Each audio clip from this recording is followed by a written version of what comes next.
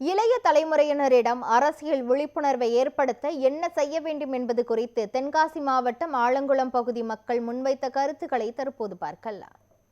இளைஞர்கள்ட்ட அரசியல் சம்பந்தமான விழிப்புணர்வு கொஞ்சம் கூட கிடையாது. அதனாலதான் சினிமாவில் விசில் அடிச்சுக்கிட்டு கை தட்டிட்டு இருந்தவங்க ஃபுல்லா அந்த நடிகர் யாரோ அவங்களெல்லாம் அரசியல்ல பெரிய ஆளாக்கி விட்டுட்டு இருக்காங்க. இப்போ சட்டத்துறை எடுத்துக்கிட்டீங்கன்னு சொன்னா லீகல் எய்டுன்னு வச்சுக்கிட்டு சட்ட விழிப்புணர்வு முகாம் நிறைய நடத்துறாங்க.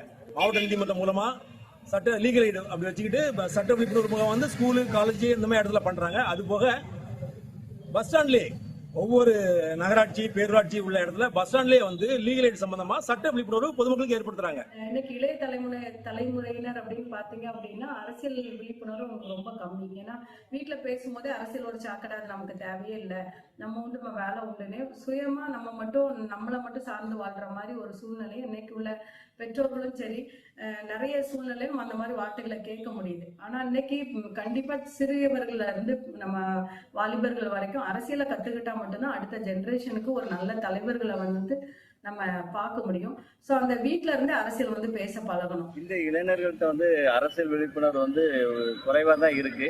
அதை டெவலப் பண்ணதுக்கு என்ன பண்ணணும்னு சொல்லியதுன்னா, ஆரம்ப காலகட்டத்தில், அதாவது அவங்களோட பள்ளி காலகட்டத்திலே அவங்களுக்கு அரசியல் ஒரு பாடமா, அதாவது 11th இல்லைன்னா 12th அது போர்டு எக்ஸாமா 12th இருக்கிறதுனால 11th கண்டிப்பா அரசியல் ஒரு பாடமா வைக்கணும்.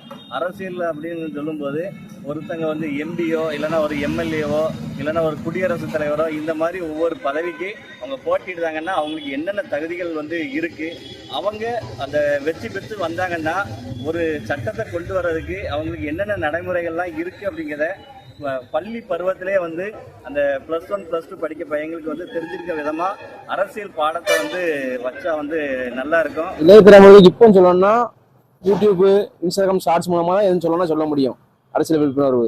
ஆனால் இந்த ஸ்கூலு காலேஜில் அவங்க படிப்புல அங்கதான் விழிப்புணர்வு ஏற்படுத்தணும். அடிப்படையில இருந்து இப்போ ஏற்படுத்த கொஞ்சம் கஷ்டம் தான். இப்போ முயற்சி பண்ணா யூடியூப், இன்ஸ்டாகிராம் மூலமா தான் படிச்சு சொல்ல முடியும் அவங்ககிட்ட.